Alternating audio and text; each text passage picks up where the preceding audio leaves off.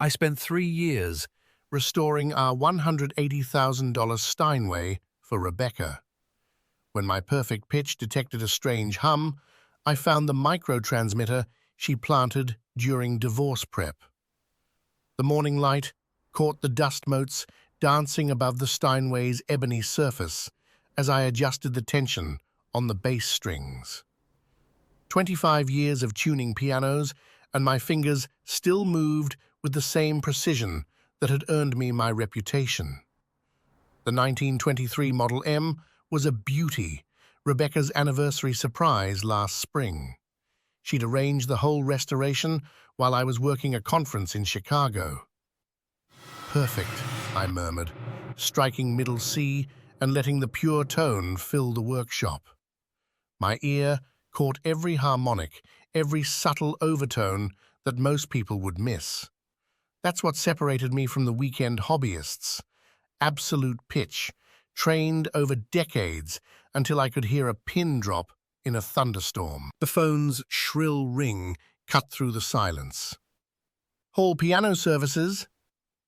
"John, dear, it's Mrs. Whitmore." The elderly voice crackled through the speaker. "My Baldwin is acting up again.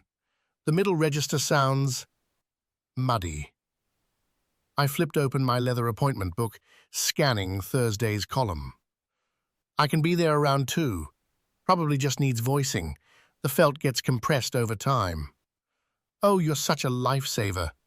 I don't know what I'd do without you." As I hung up, Rebecca appeared in the doorway, coffee mug cradled in her manicured hands. Her auburn hair was perfect as always, not a strand out of place, even at 8 in the morning. "Another busy day?" she asked, but something in her tone made me look up. Her hazel eyes were tracking my movements with unusual interest. "Just Mrs. Whitmore's Baldwin on Thursday." I closed the appointment book and slipped it into my toolkit. "Routine maintenance."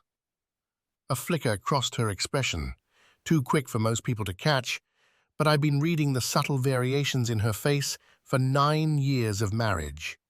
Interest, calculation, like she was filing away information. "That's nice," she said, taking a sip of coffee. "You take such good care of your clients." I nodded, but the comments sat wrong with me. Rebecca rarely showed interest in my work schedule. She'd made it clear years ago that piano tuning was a hobby career, her words, delivered with that practiced smile that never quite reached her eyes. That evening, I sat at the Steinway, letting Chopin's Nocturne in E-flat major flow through my fingers. The keys responded like silk under my touch, each note perfectly weighted, perfectly voiced. But something nagged at my trained ear. Between the musical phrases, barely perceptible, there was something else. A rhythmic hum. Low frequency, maybe 60 hertz, pulsing in 2.4-second intervals. I stopped playing, hands suspended above the keys. The hum continued in the silence, faint but persistent, like a mechanical heartbeat buried in the piano's chest. "That sounds beautiful." Rebecca's voice made me turn. She stood in the archway, holding 2 wine glasses, her expression soft and admiring. Too soft, too admiring. "Do you hear that?" I asked, striking middle C again and listening past the note's decay. "Hear what?" But her voice carried a note I recognized, the same forced innocence she used when she'd forgotten to pay a bill or had spent too much at the mall. "There's a hum, rhythmic. It shouldn't be there." Rebecca moved to the bench, settling beside me with practiced grace. "I don't hear anything unusual. Maybe you're just tired." I played a few more bars, but the wrongness persisted, like a string slightly out of tune in an otherwise perfect chord. My fingers found the keys automatically while my mind worked the problem. Mechanical hums came from motors, air conditioning, electrical interference. But this was different. Too regular. Too intentional. The next morning, I spent 3 hours methodically examining every inch of the piano's internal mechanisms. My flashlight beam swept across the cast-iron frame, illuminated the forest of strings, traced the delicate felt hammers. The hum persisted through it all, that steady 60 hertz pulse that my perfect pitch locked onto like a tuning fork. I checked the pedal mechanisms first. The damper pedal, soft pedal, sostenuto, all mechanically sound. The action assembly showed no signs of wear or misalignment. Even the bench legs were solid, no loose joints that might vibrate. Finding anything interesting? Rebecca's voice made me look up from the piano's interior.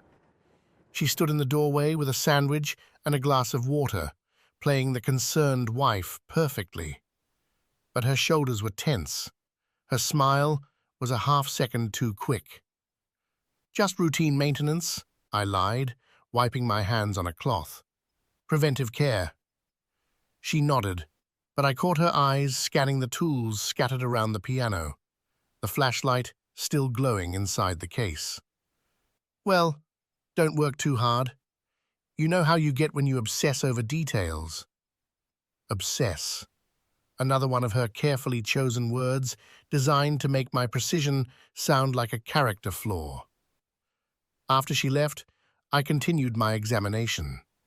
Whatever was causing the hum, it wasn't mechanical, which left electrical. But who would put electronics inside a piano? And why? The answer hit me during a phone call with my supplier about German piano wire. As I spoke, describing the gauge specifications I needed, the hum grew stronger. Not louder, stronger, more pronounced, like it was responding to my voice. I tested the theory, speaking loudly, then dropping to a whisper. The correlation was unmistakable. The hum intensified when I talked, faded when I was silent. My mouth went dry. Rebecca had been passing through the living room more frequently lately, straightening magazines that didn't need straightening, adjusting curtains that were already perfect, always within earshot, always listening. When Marcus called about our weekend fishing trip, the hum became so pronounced I could feel it in my chest. I moved to the kitchen, phone pressed to my ear. "You sound weird, John. Everything okay?" "Fine," I said, watching Rebecca appear in the kitchen doorway. She moved to the refrigerator, ostensibly to start dinner, but her movements were too choreographed, too convenient. "Rebecca's got me on some new health kick," I told Marcus, forcing lightness into my voice. "Probably just the vitamins messing with my head." Rebecca smiled at me from across the kitchen, warm, loving, completely false. After I hung up, I stood in the kitchen for a long moment, pieces clicking into place like a complex musical arrangement finally resolving into harmony. The renovation last spring. Thomas Kellerman's crew working on the kitchen and living room for 3 weeks. Rebecca's sudden interest in my schedule. Her presence whenever I made calls near the piano. I needed proof. The next morning, I retrieved my spectrum analyzer from the workshop, a professional-grade RTA Pro I used for acoustic measurements in concert halls. The device was worth more than most people's cars, but it could detect electromagnetic emissions down to the milliwatt level. Rebecca appeared before I'd even turned it on. "What's that for?" Her voice was higher than normal, stress bleeding through her careful control. "Just checking the room acoustics," I said, powering up the device. The LED display flickered to life, showing a grid of frequency measurements, making sure the piano placement isn't creating any resonance issues. I positioned the analyzer near the Steinway's case and watched the readout. Most of the spectrum was clean, just the normal background noise of a modern home. But there, in the 2.4 gigahertz range, was a clear, strong signal, emanating directly from the piano's acoustic bridge. My blood turned to ice water. Rebecca's face had gone pale. I should start dinner, she said, backing toward the kitchen. But I was staring at the display, understanding flooding through me like a cold tide. 2.4 gigahertz. The same frequency used by wireless microphones, Bluetooth devices, surveillance equipment. Someone had bugged my piano. The workshop felt like sanctuary. Fluorescent lights hummed overhead as I pulled my laptop from the cluttered workbench, pushing aside scattered tuning forks and felt samples. My fingers moved across the keyboard with the same precision I used on piano keys, searching for answers I wasn't sure I wanted to find. Microtransmitters, 2.4 gigahertz. Surveillance equipment. The results made my stomach drop. Page after page of devices no bigger than shirt buttons, designed for covert recording. Voice activation, 6-month battery life. Professional installation required. The specifications matched perfectly with what my analyzer had detected. I scrolled through catalog after catalog, my hands trembling slightly. These weren't amateur spy gadgets ordered online. This was professional-grade surveillance equipment, the kind used by private investigators and corporate security firms. The kind that required specialized knowledge to install properly. Someone who understood both electronics and piano construction. My mind drifted back to March. Thomas Kellerman's renovation crew working on the kitchen and living room for 3 weeks. Rebecca had insisted on the timing, right when my spring tuning season was heaviest. Perfect opportunity to get everything done while you're busy, she'd said. The crew had moved the Steinway twice during the renovation, first to protect it from dust, then back to its position near the window. I remembered coming home one evening to find them gathered around the instrument, supposedly admiring its craftsmanship. Beautiful piece, Thomas had said, running his hand along the case. They don't make them like this anymore. Now I understood why they'd been so interested. I clicked through more surveillance equipment, noting installation requirements. Access to the target area for several hours. Knowledge of the device's construction to avoid detection. Professional tools for precision placement. Rebecca filed for divorce in August, 5 months after the renovation. 5 months of listening to everything. My breath came short as the implications hit me. Client consultations about their personal collections. Phone calls with Marcus about our fishing trips. Private conversations with Emma about her school troubles. Business calls about rare instrument acquisitions. All of it recorded. All of it catalogued. All of it weaponized against me. I pushed back from the laptop and walked to the workshop window, staring out at the backyard where Rebecca was pruning roses with mechanical precision. She moved with purpose, but her posture was rigid, unnatural, like someone trying too hard to appear normal. The smell of machine oil and wood polish usually calmed me, but tonight it felt suffocating. I needed to see the device with my own eyes. Back in the living room, I approached the Steinway with surgical precision. My trained fingers probed the acoustic bridge where the analyzer had detected the strongest signal. The wood felt different under my touch, a subtle variation in grain that my craftsman's hands recognized as foreign.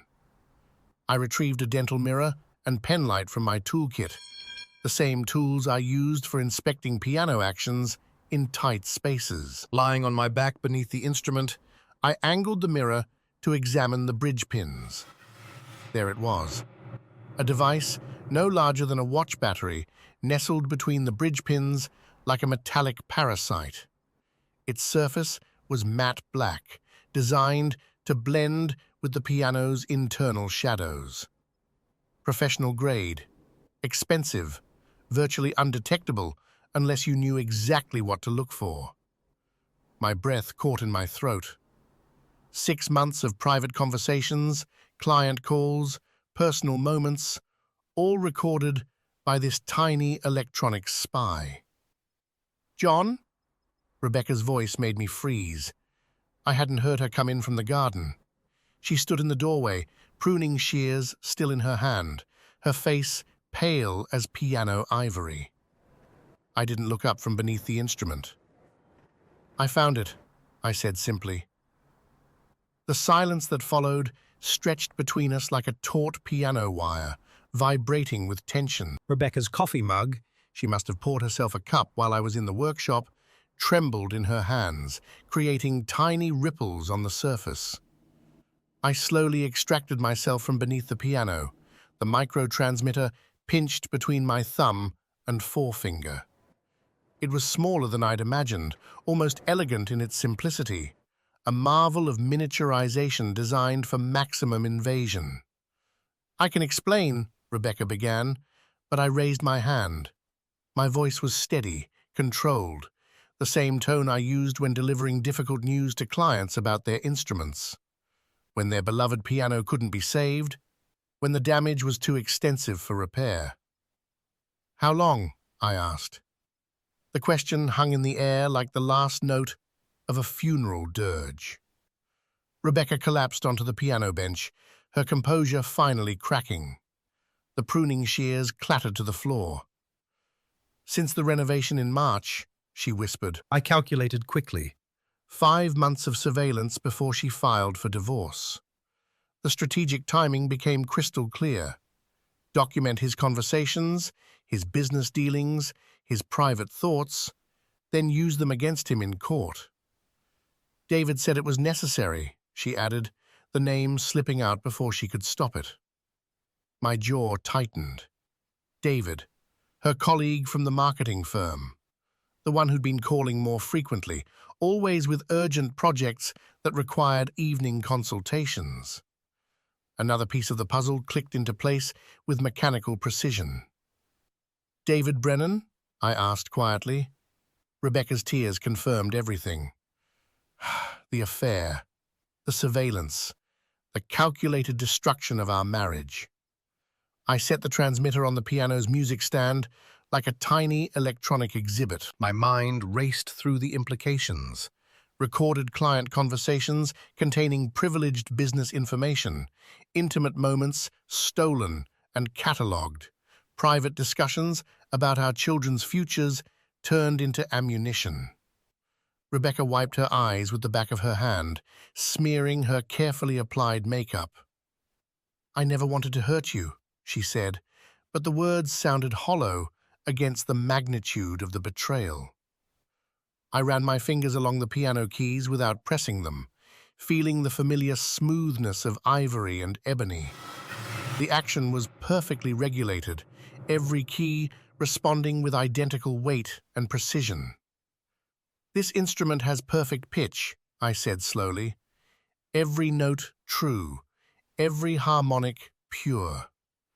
I thought our marriage was the same."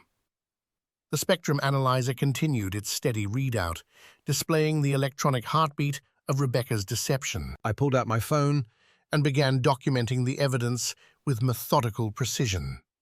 Photos of the device from multiple angles, screenshots of the analyzer display, close-ups of the exact location in the acoustic bridge. My systematic nature took over, the same approach I used for piano restorations. Assess the damage, document everything, plan the repair. Rebecca watched me work, perhaps recognizing that this precision, this attention to detail that she once admired, would now be turned against her. The hunter had become the hunted. "What happens now?" she asked, her voice barely above a whisper. I looked up from my documentation, my expression unreadable. The transmitter sat on the music stand like a tiny judge, its silence more damning than any testimony. "Now I tune this properly," I said, my voice carrying a weight that made Rebecca shiver. The real investigation was about to begin. I powered up my Tascam DR-40X recorder and connected the spectrum analyzer to my laptop. The basement workshop hummed with electronic equipment as I prepared for systematic analysis.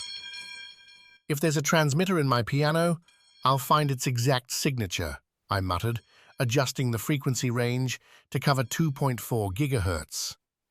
The familiar ritual of precise measurement calmed my racing thoughts. Equipment doesn't lie, unlike people. I documented every step with methodical care, knowing that whatever I discovered must be absolutely verifiable. The workshop's fluorescent lights cast harsh shadows across my measurement tools. My fingers moved across the controls with practiced precision, setting the analyzer to sweep mode.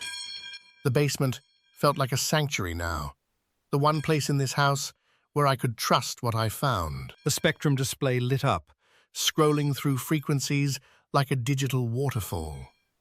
I watched the numbers climb. 2.400 gigahertz, 2.420, 2.430. Then it hit.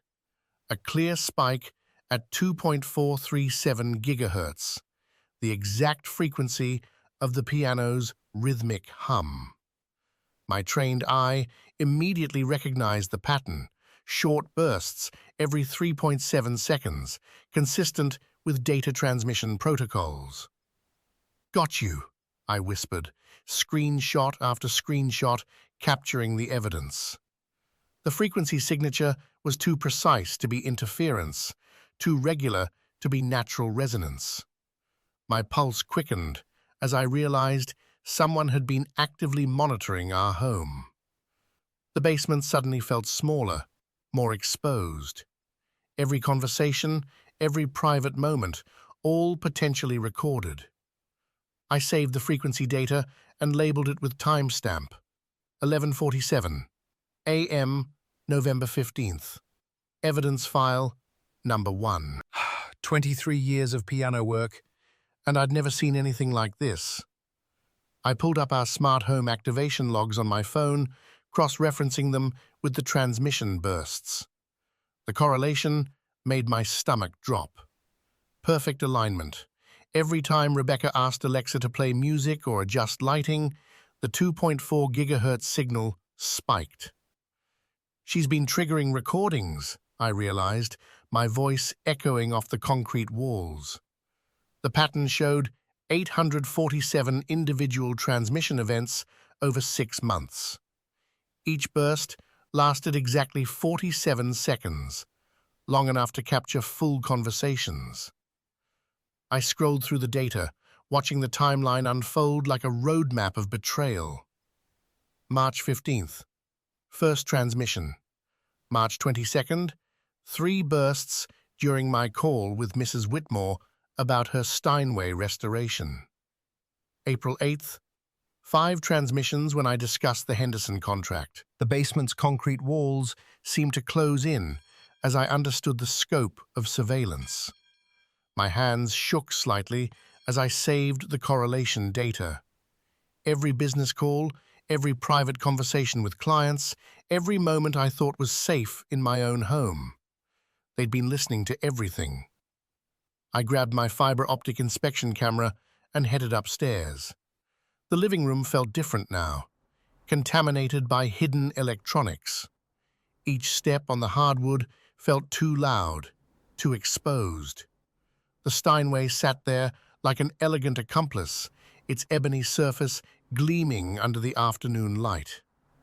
I carefully removed the piano's front panel, revealing the intricate wooden soundboard and metal strings.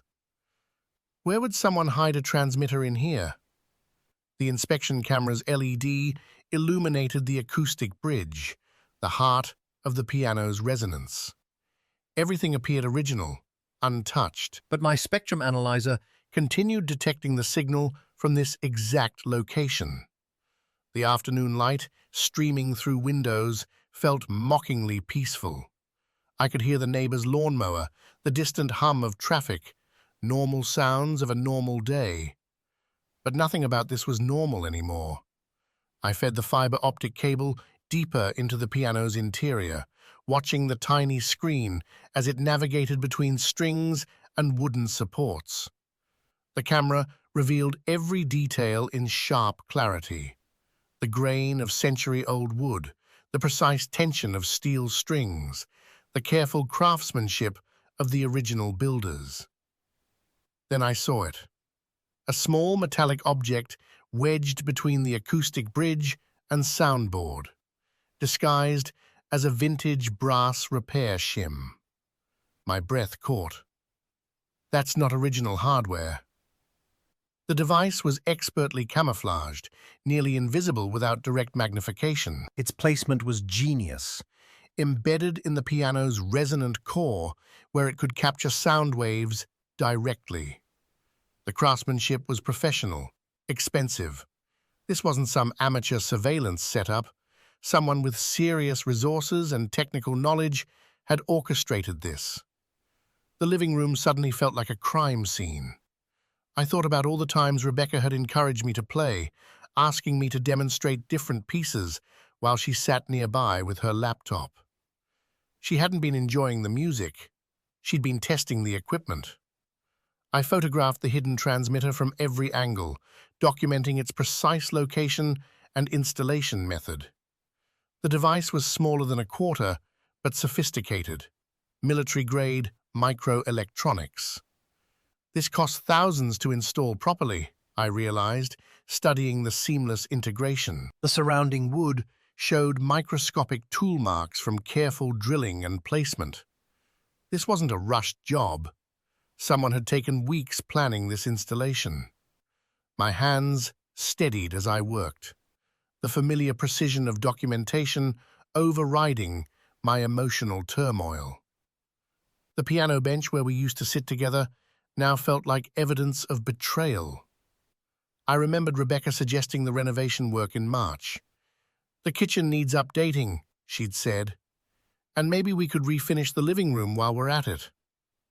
I'd been so focused on my work, so trusting. The renovation crew had free access to the house for 3 weeks. Plenty of time to install professional surveillance equipment. My phone buzzed. A text from Rebecca. "Working late again tonight? Don't wait up." I stared at the message, then at the transmitter hidden in my piano. How many of these late nights had been spent reviewing recordings of my private conversations? How many client calls had been compromised? How many business deals had she potentially sabotaged with inside information? The scope of the betrayal was staggering.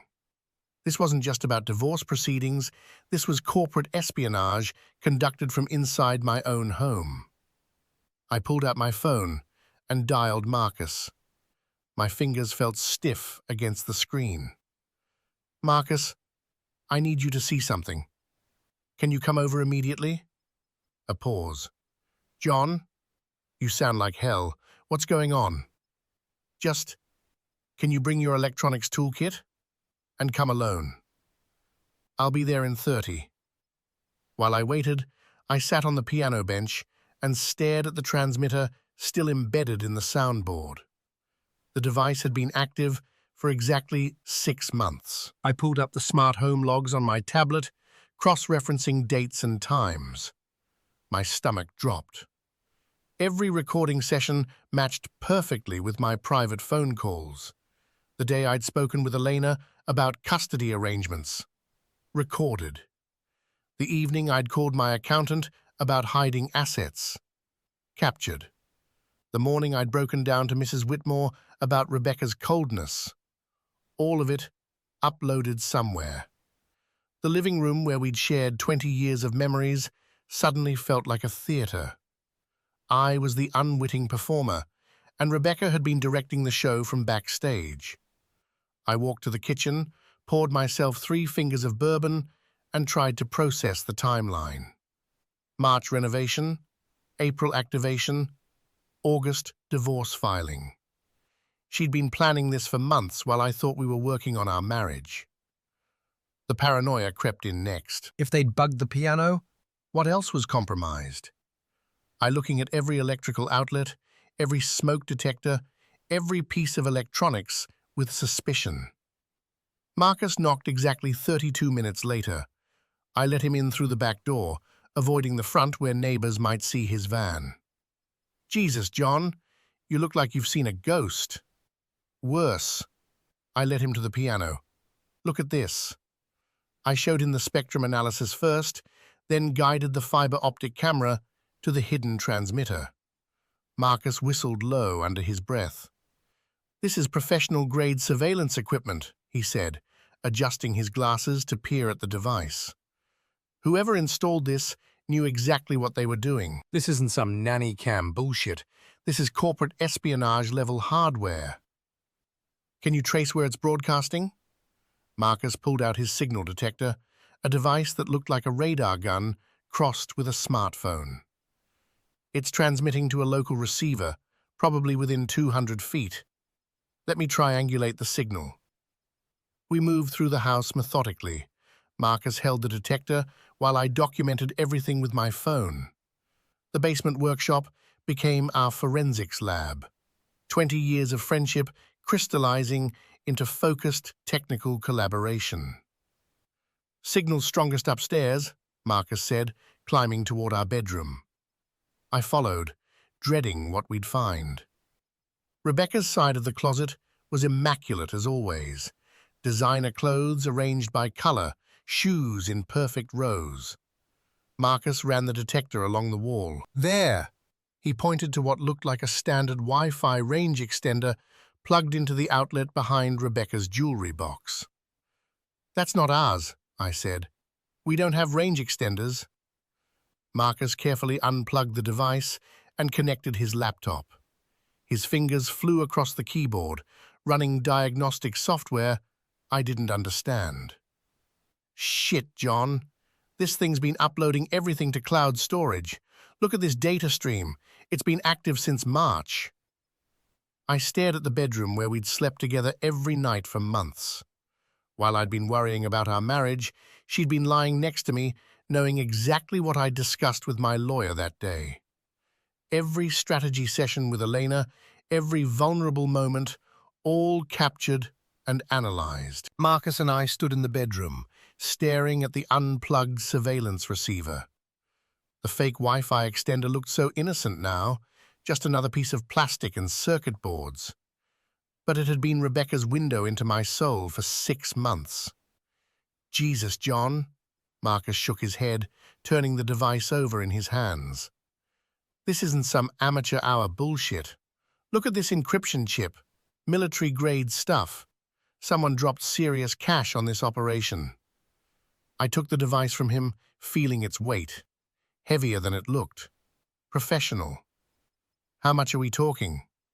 "For the whole setup? Piano transmitter, bedroom receiver, cloud storage, installation?" Marcus whistled low. 15, maybe 20 grand. Easy. $20,000. Rebecca didn't have that kind of money, not on her marketing coordinator salary.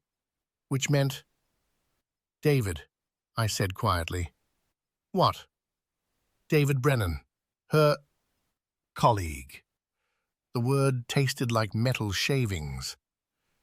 "Investment banker at Goldman Sachs. He's got the money for this." Marcus nodded grimly. "Makes sense. Rich boy wants to play spy games. Make sure his side piece gets the biggest slice of your pie." I walked to Rebecca's jewelry box, the one that had hidden their electronic ear. Opened it slowly. Her grandmother's pearls lay coiled inside like a sleeping snake. Wedding ring from her first marriage, the one that didn't count because she was young. Photo of us from our honeymoon in Tuscany, both of us laughing at some joke I couldn't remember now. All of it fake.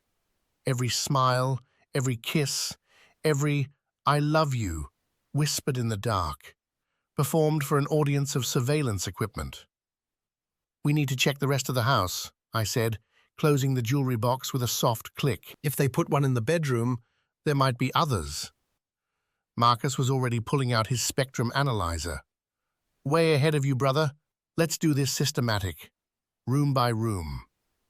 We started in the master bathroom. Marcus swept the analyzer in slow arcs while I watched the display. Clean. The guest bedroom? Nothing. Rebecca's home office yielded only the normal electronic noise from her computer and printer. But in the kitchen, near the window where I often took calls while making coffee, the analyzer chirped. "Got something?" Marcus muttered, following the signal. It led him to the spice rack, specifically to a container labeled oregano that I'd never seen Rebecca use. He unscrewed the top. Inside, nestled among fake herb flakes, was another microtransmitter. "Son of a bitch," I breathed. "They bugged the kitchen, too." "Smart placement," Marcus admitted grudgingly. "Kitchens where people have their real conversations. Guards down when you're cooking, making coffee, natural spot for phone calls." I thought about all the times I'd called Elena, my divorce attorney, from this exact spot, standing by the window, watching birds at the feeder while discussing strategy. Rebecca's strategy, it turned out. She'd known my legal moves before I made them. "How long?" I asked. Marcus examined the device. "Same model as the bedroom unit. Same installation date, I'd guess. March. March. The renovation. Thomas Kellerman's crew had been in and out for 2 weeks, updating the kitchen, refinishing the living room floors. Perfect cover for planting surveillance equipment. Rebecca had orchestrated the whole thing. My phone buzzed. Text message from Rebecca. "Working late again? Don't wait up. Love you. Love you." Right. "She's not coming home tonight," I told Marcus, showing him the message. "Good. Gives us time to sweep the whole place properly." He was already heading toward the living room. And time to figure out what we're going to do with all this evidence. What were we going to do? I had proof of a sophisticated surveillance operation, proof of premeditation, proof that Rebecca and David had conspired to gain illegal advantage in our divorce proceedings. But I also had something else, the cold, settling knowledge that my marriage had been a performance for longer than I wanted to calculate. The living room sweep revealed nothing new, but Marcus found something interesting when he examined the piano transmitter more closely. "John, look at this." He pointed to tiny markings on the device's casing. "Serial number." "This thing's registered." "Registered to who?" "That's what we're going to find out." Marcus photographed the serial number with his phone. "I got a buddy who works in electronic surveillance, private security stuff. He can trace this back to whoever purchased it." I nodded, but my mind was elsewhere. I was thinking about the timeline. Rebecca had filed for divorce in August, but she'd started recording me in March. 5 months of preparation, 5 months of listening to my private conversations, learning my strategies, understanding my weaknesses. She'd turned our home into a laboratory, and I'd been the unwitting test subject. "Marcus," I said slowly, "what if this isn't just about the divorce?" "What do you mean?" "I mean, what if they've been using the recordings for more than legal strategy? What if they've been—" I paused, the implications crystallizing. "What if they've been using information about my clients, my business?" Marcus stopped what he was doing. "Your client calls. You take those from home sometimes, right?" "All the time. Mrs. Whitmore, the Hendersons, that collector from Boston with the 1890 Bosendorfer." My voice was getting tight. "I discuss pricing, schedules, sometimes even security arrangements for valuable instruments." "Jesus Christ, John. They might have enough information to rob your clients, or insider trade if any of them mentioned business stuff during piano appointments." The room felt smaller suddenly. This wasn't just about divorce proceedings. This was potentially criminal conspiracy on multiple levels. Identity theft, industrial espionage, maybe worse. I walked to the piano bench and sat down heavily. The Steinway loomed beside me, its case reflecting the overhead lights like black water, beautiful and violated. like everything else in my life. We need more than just the devices, I said finally. We need the recordings themselves, proof of what they captured. Cloud storage, Marcus said. Everything uploads automatically. But accessing it, he trailed off, thinking. That's going to require some serious hacking. Not exactly legal. Neither was bugging my house. Marcus grinned, but it wasn't a happy expression. Fair point. Let me make some calls. I called Elena that evening and set up a meeting for the next morning. Her downtown office occupied the 15th floor of a glass tower that made my workshop look like a cave. The waiting room smelled like leather and expensive coffee, the kind of place where billable hours cost more than most people's monthly rent. Elena Martinez had been practicing family law for 23 years. I'd chosen her Because she specialized in high-net-worth divorces and had a reputation for being thorough. What I hadn't expected was how she'd react to what I'd brought her. "Show me everything," she said, settling behind her mahogany desk. I laid out the photographs methodically. The transmitter in the piano, the receiver behind Rebecca's jewelry box, Marcus's spectrum analysis readings, the documentation of 847 transmission events over 6 months. Elena studied each image with the focused intensity of a surgeon examining X-rays. Her eyebrows climbed higher with each photograph. "This changes everything," she said finally, fingers steepled. Her voice carried quiet satisfaction. "Illegal recording in a two-party consent state. She's violated federal wiretapping laws." "What does that mean for the divorce?" "We're not just talking divorce anymore, John. We're talking criminal charges." Elena leaned back in her chair. "Electronic surveillance without consent.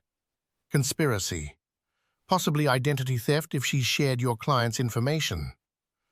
The weight of it settled over me like a blanket. "How do we prove it?"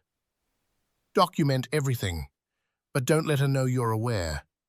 We need to trace the money trail, find who installed the device, prove premeditation." Elena's pen tapped against her legal pad. "How long can you maintain the facade?" I thought of Rebecca's sleeping face, her practiced smiles, her lies wrapped in concern. I'd been living a facade for months already. 6 weeks to build an airtight case. Can you do it?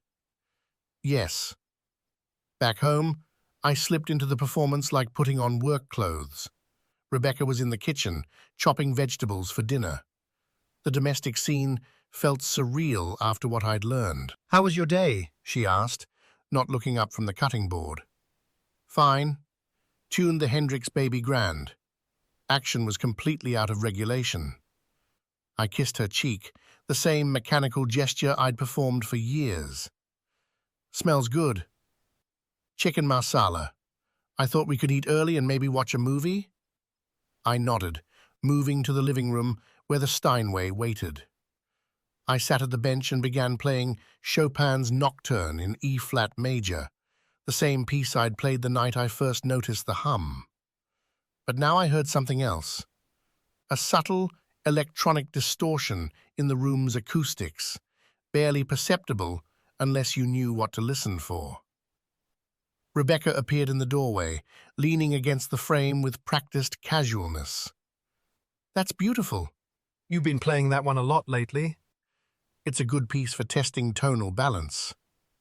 I kept playing, watching her from my peripheral vision. She positioned herself where she could catch every word, every nuance. Still recording. Still gathering ammunition. The performance exhausted me, but I was committed to the long game. Later that week, while Rebecca was at her book club, I discovered something that made my blood freeze. Our smart home system, the one Rebecca had insisted on during the renovations, was logging into my email account. Not just receiving notifications, actually accessing my correspondence, my messages with Elena, my research into surveillance laws even my therapy appointments from 2 years ago when I'd struggled with depression after Dad died. She'd seen it all.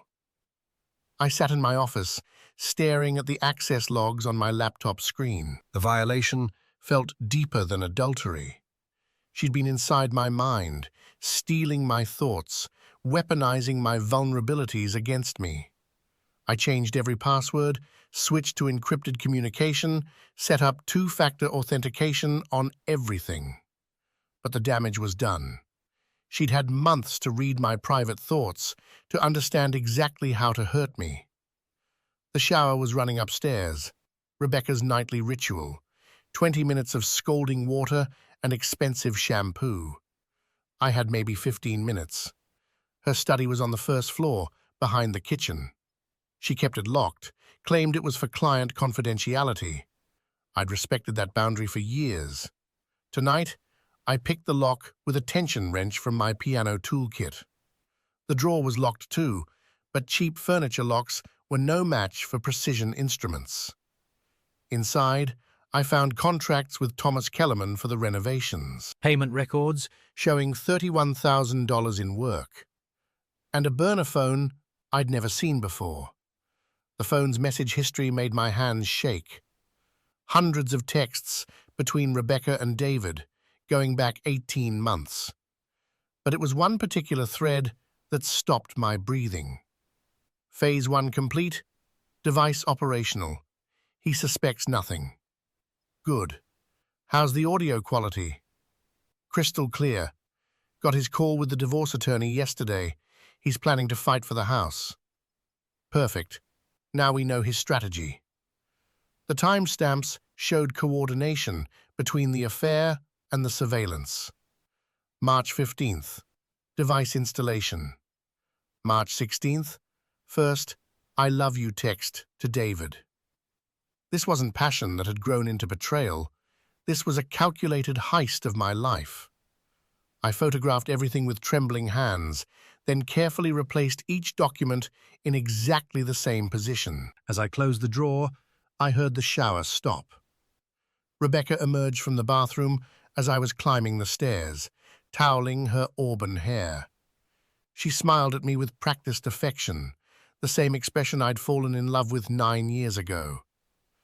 You look tired, honey. Maybe take a break from that piano project? Her concern felt like acid in my veins. I managed a smile. Just thinking about the Whitmore appointment tomorrow. But I was really thinking about the renovation contracts, the dates. Rebecca had signed the agreement with Thomas Kellerman 6 months before she'd even mentioned being unhappy in our marriage.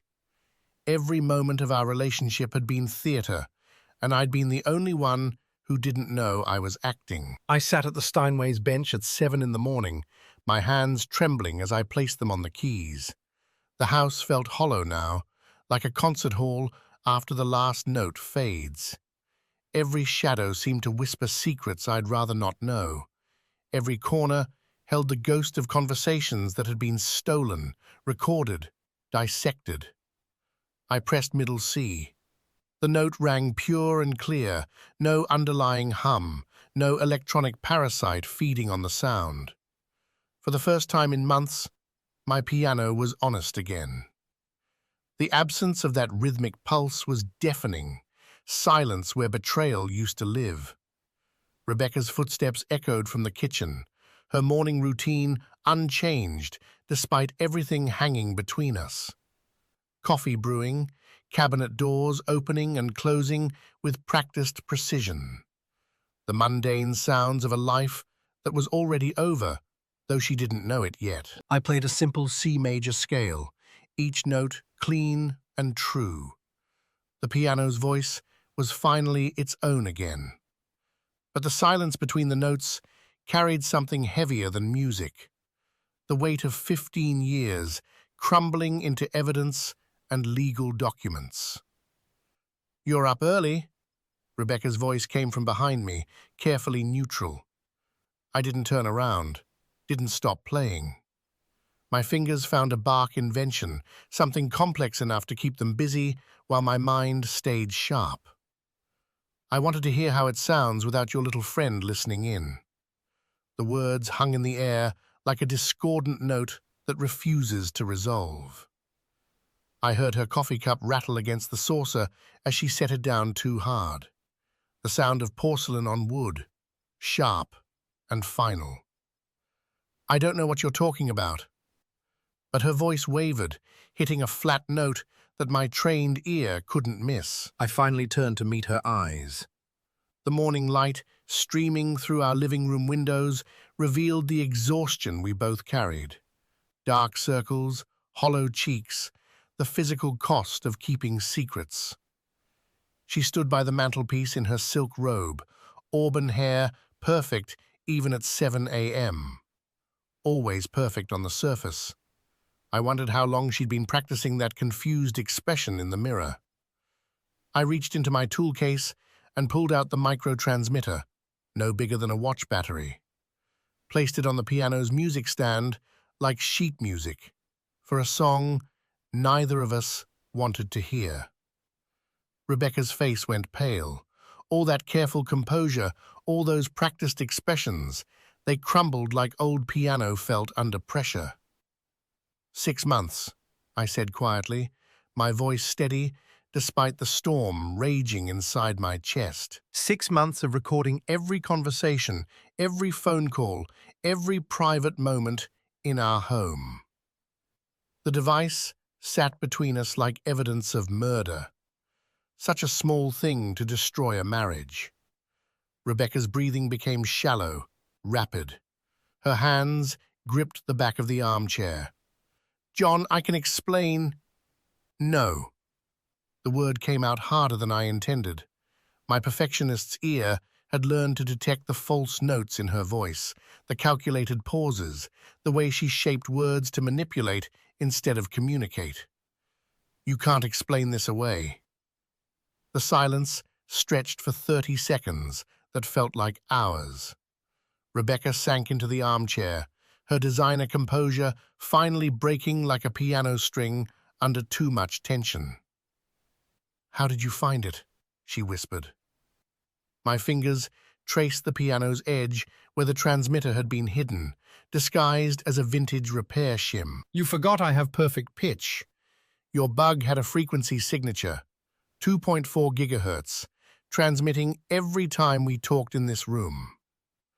I explained the spectrum analysis, the correlation with our smart home logs, the 847 transmission events over 6 months.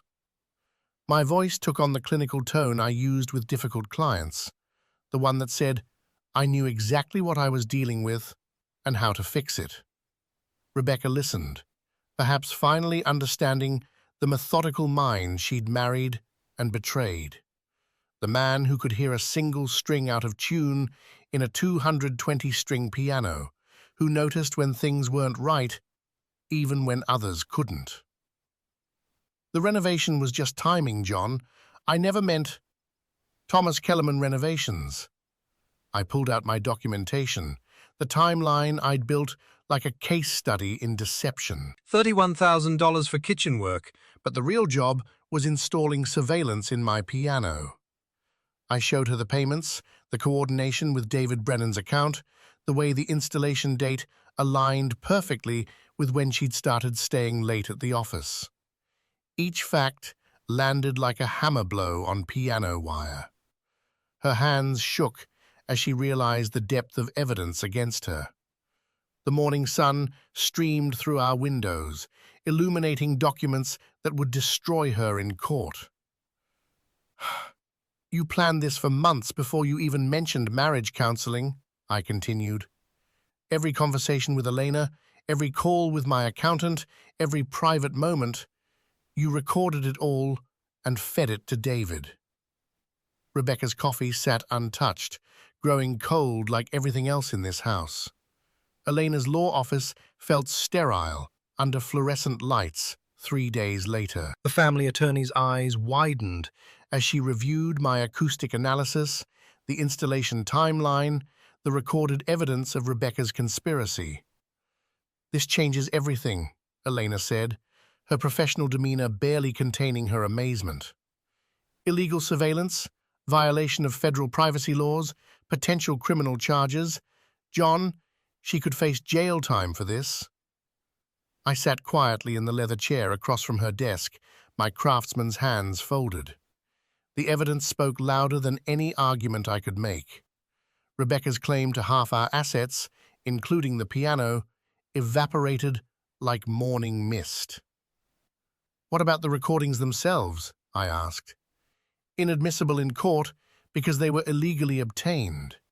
But the conspiracy to create them, the equipment purchases, the coordination with her lover, that's all fair game." Elena tapped her pen against the legal pad. "Justice has a frequency all its own, doesn't it?" The irony wasn't lost on me. Rebecca had tried to use my own voice against me, only to discover that perfect pitch cuts both ways. 6 weeks later, I sat in the mahogany-paneled courtroom, my hands steady on the polished wooden rail. Judge Patricia Vance reviewed the evidence with the methodical precision I'd come to appreciate in my own work. Each document landed on her bench with the weight of truth. Rebecca sat across the aisle with her attorney, her designer blazer wrinkled for the first time I could remember. The controlled mask she'd worn for months had cracked, revealing something desperate underneath. Her manicured fingers twisted her wedding ring, the one she'd kept wearing even after moving out. "The surveillance evidence is inadmissible due to illegal collection." Judge Vance's voice cut through the courtroom's silence like a perfectly tuned string. However, the financial records show clear intent to defraud, and the coordination with Mr. Brennan constitutes conspiracy. I watched Rebecca's shoulders stiffen. Every hidden account Elena had uncovered, every coordinated payment to Thomas Kellerman, every text message planning the surveillance. It all formed a symphony of deception that even Rebecca's expensive attorney couldn't conduct away. David Brennan sat behind Rebecca, his investment banker's confidence reduced to nervous fidgeting. The man who'd helped orchestrate this betrayal now faced potential criminal charges. When our eyes met across the courtroom, he looked away first. The gavel fell with the finality of a closing piano lid. The sound echoed off the wood paneling, sharp and definitive. Rebecca forfeited her claim to the house, the Steinway, and most of our joint assets. The judge's words continued, but I heard them like background noise behind the main melody. I received the settlement papers with steady hands, my signature as precise as always. Across the courtroom, Rebecca's shoulders shook with silent tears. 20 years of marriage reduced to legal documents and asset division. I folded the papers carefully, the crisp sound cutting through the quiet room. Justice served. But at what cost? The house felt cavernous that evening. Rebecca had moved out that afternoon, taking only her personal belongings and leaving behind the life we'd built together. Her coffee cup still sat in the sink from that morning, the last morning we'd share this space. I sat at the Steinway as shadows lengthened across the living room floor. The piano bench felt different without the weight of deception pressing down on everything. I played Chopin's Nocturne in E-flat major, each note flowing pure and unmonitored for the first time in months.